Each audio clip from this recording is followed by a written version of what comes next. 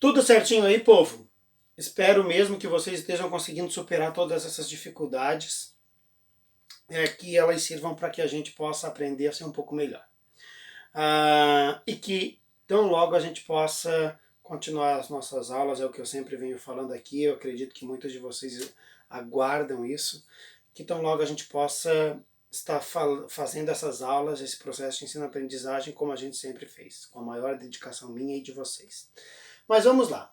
Hoje o professor vai explicar algumas questões que não estavam tão fáceis de entender, que não tinha lá no material, no livro, mas que eu não percebi grande dificuldade aí para vocês também, tanto que não foram muitos alunos que entraram em contato com o professor aí durante a semana. Só uns recadinhos bem rápidos antes de nós chegarmos nisso. Essa semana, segunda semana, é para a conclusão da explicação e é a entrega das atividades, certo? Vocês devem entregar ou hoje, dia 27, ou no decorrer dessa semana. Vocês devem entregar essas atividades aí para o professor. Via WhatsApp, no privado, ou anexa lá na plataforma no Classroom, como tu achar melhor, certo? O professor ali acompanha pelos dois canais. Tamo junto? Vamos lá. Seguindo então, as atividades que o professor, só para lembrar, são aquelas 20 questões que o professor mandou sobre as atividades primárias da globalização.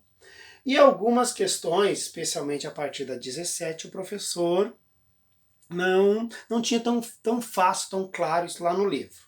Mas vamos lá. Nome que se dá produção, distribuição e comercialização de bens e serviços. Está na cara aqui já, né, pessoal? Economia. Economia é o nome que a gente dá a essa produção, o ato de tu produzir as mercadorias. Distribuir, para que elas cheguem no comércio. E, óbvio, comercializar. Seja isso uma mercadoria, bem, ou seja isso um serviço prestado para a população. Produção, distribuição e comercialização, que é o consumo dos bens e serviços. Que tudo isso é fruto do trabalho de alguém, seja na prestação do serviço, seja na produção de um bem. Bom, além dos setores da economia, atualmente existe a existência de um setor quaternário, certo? Setor quaternário. O professor vai dar uma trabalhadinha aqui, que é o primário, secundário e terciário, para vocês entenderem o que seria esse quaternário, tá? Alguns até chamam de quinário também, certo? Quaternário e quinário. São termos que não são oficiais, vamos deixar isso bem claro, não estão dentro dos 3 setores da economia, obviamente, porque são 3, mas costuma-se usar esse termo como um não oficial. Setor primário tem a ver com aquelas atividades que têm a ver com a exploração dos recursos, da natureza, por exemplo.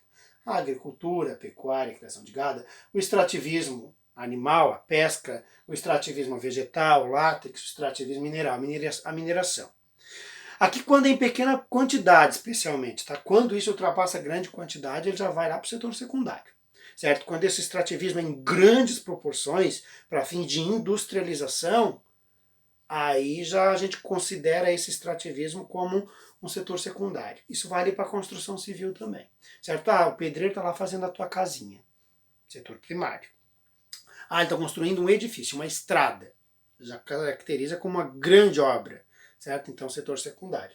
Mas, se a gente fosse colocar a simples modo, a agricultura e a pecuária são 2 bons exemplos aqui, tá? Setor secundário, obviamente, tem a ver com a indústria, com o processo de industrialização do produto. O automobilístico, tu vai lá pegar o minério e vai industrializar. Como o professor falou, construção civil, certo? Em grandes obras. A geração de energia, prestação de um grande serviço, certo? A industrialização de um modo geral, setor secundário. E o setor terciário seria aquilo que está mais ligado ao comércio, ao serviço propriamente dito.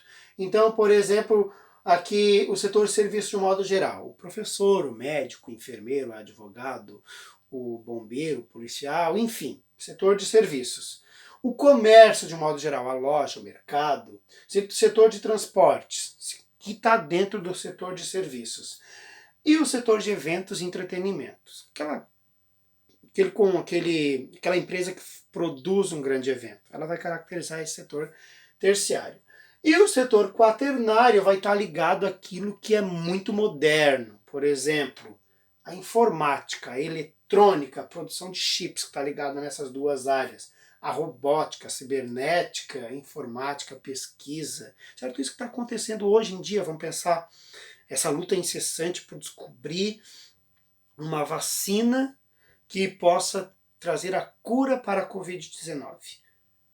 É a pesquisa, certo? Se a gente fosse analisar esse grande conjunto de conhecimento ligado em várias áreas, que envolve informática, que envolve uma série de pesquisas de ponta, estaria dentro desse setor quaternário. Mas vamos abrir um parêntese aqui. Oficialmente não existe, tá? São 3 setores na economia: primário, secundário e terciário. Beleza? Esse daqui estaria lá dentro do terciário, vamos pensar assim. Sistemas que proporcionaram uma grande integração para a economia, para o mundo que a gente tem hoje. O mundo está extremamente integrado. O que se produz lá num determinado país se dissemina para o mundo inteiro. A pesquisa que se desenvolve num país, ela se expande para o mundo inteiro. E por que isso acontece? A gente tem aí, por exemplo, o setor de transportes, que é muito forte nisso, o setor de energia e as comunicações. Aqui também temos a energia, comunicações e transporte, certo? São graças a esses 3 sistemas que essa integração ela se permite hoje num mundo sem precedentes, certo? Comunicação, transporte e energia.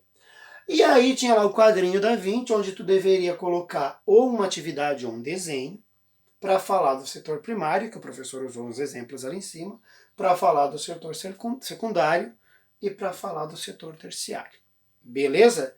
E para facilitar, né, pessoal, o professor já falou disso lá na outra aula, o professor mandou aí para vocês as respostas para essas questões, com exceção da número 20, que não tinha como, não tem uma questão definida, ela é mais pessoal, tu pode escolher a atividade que tu quiser para colocar ali, mas estão todas aqui, ó, muito fácil, muito fácil.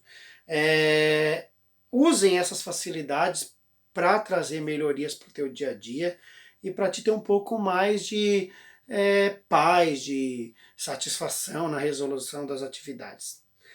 Tu sabe que tu pode contar com o professor, certo? Conta comigo pro que precisar. Estou aqui do outro lado, estou longe, mas estou perto, certo? Então, qualquer dúvida, manda aí um recadinho pro professor, o professor vai te ajudar. Um abração e até a próxima.